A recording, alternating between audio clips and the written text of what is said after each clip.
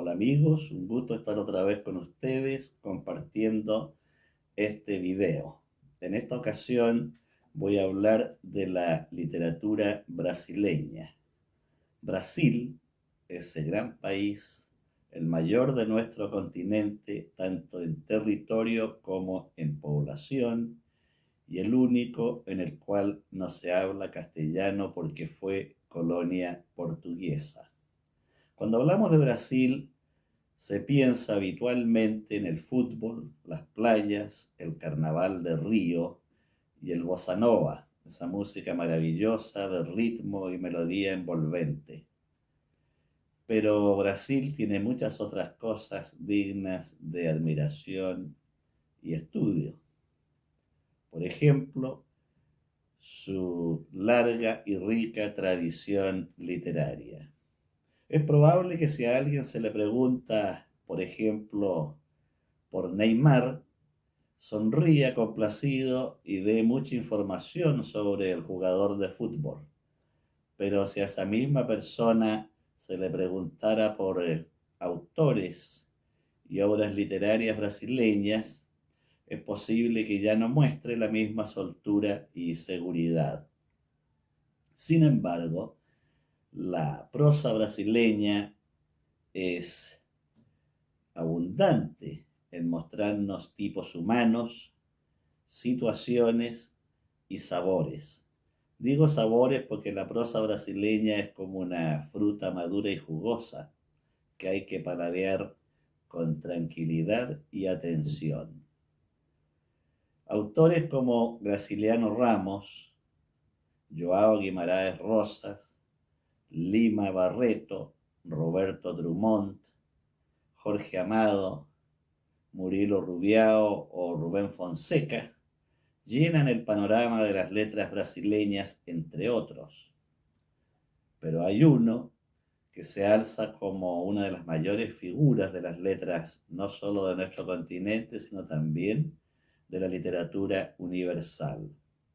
Me refiero a Joaquín María Machado de Assis, que nació en Río de Janeiro en el año 1839.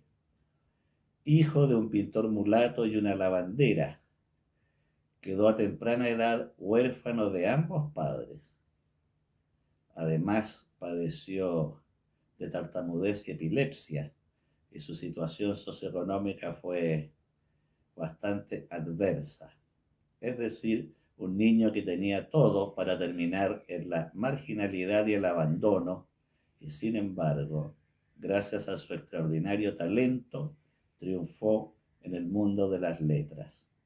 Fue uno de los fundadores de la Academia Brasileña de Letras y su primer presidente.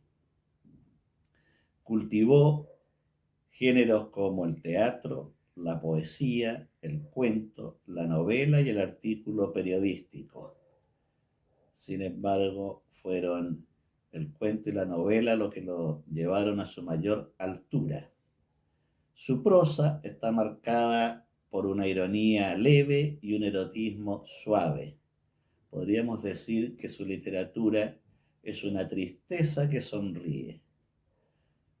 Por su escepticismo, Machado de Assis ha sido relacionado con Schopenhauer y Leopardi. Fue este autor uno de los mayores retratistas de la sociedad burguesa de su época. Los temas que inspiraron su obra fueron la infidelidad, el arribismo y la locura. Resalta en su prosa el gran dominio técnico y el rigor estilístico.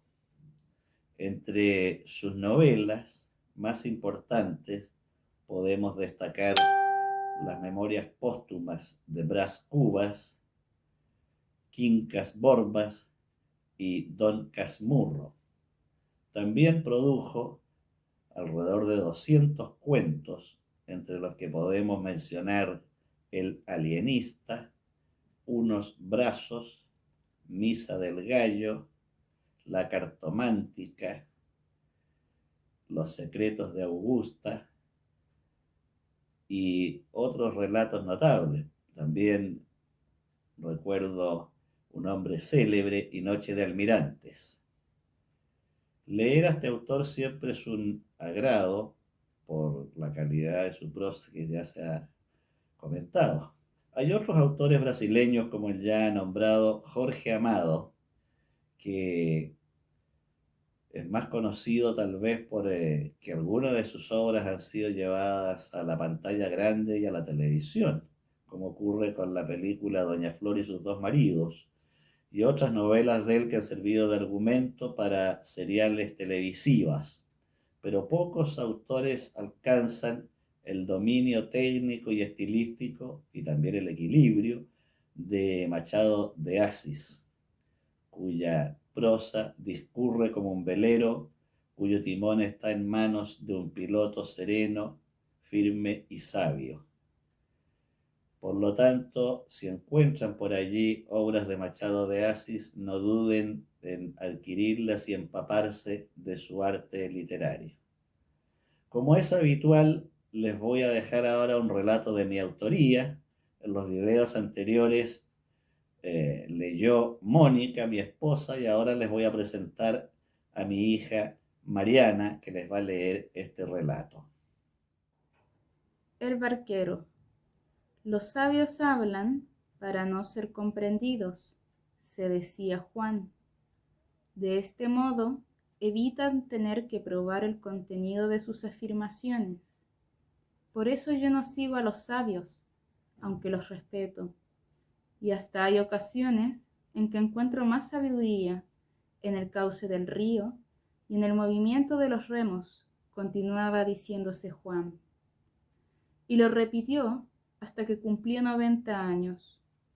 Entonces se dio cuenta que le faltaba muy poco para morir. Pero no solo eso, también descubrió que se había vuelto sabio. Por eso no comprendía, no en la forma que lo había imaginado. Luego se tendió en la cama, sonrió con una vaga tristeza y se preparó para morir. Pero no murió, al menos en ese momento. No murió.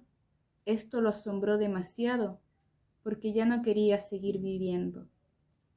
Y como había adquirido la sabiduría, esto sin proponérselo, sin buscarlo, casi al margen de su voluntad, siguió pensando, tendido en la cama, y recordó a Confucio, que aseguraba que sólo los sabios más grandes y los necios más completos son imposibles de entender, y empezó a dudar de sí mismo.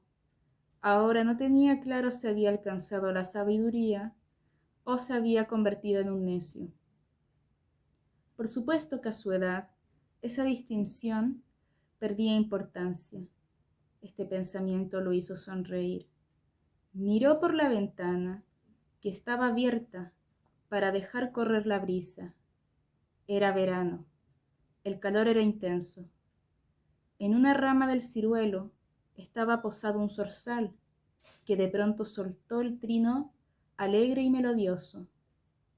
Él amaba a los pájaros y no pudo evitar comparar el vibrante trino con su propia situación.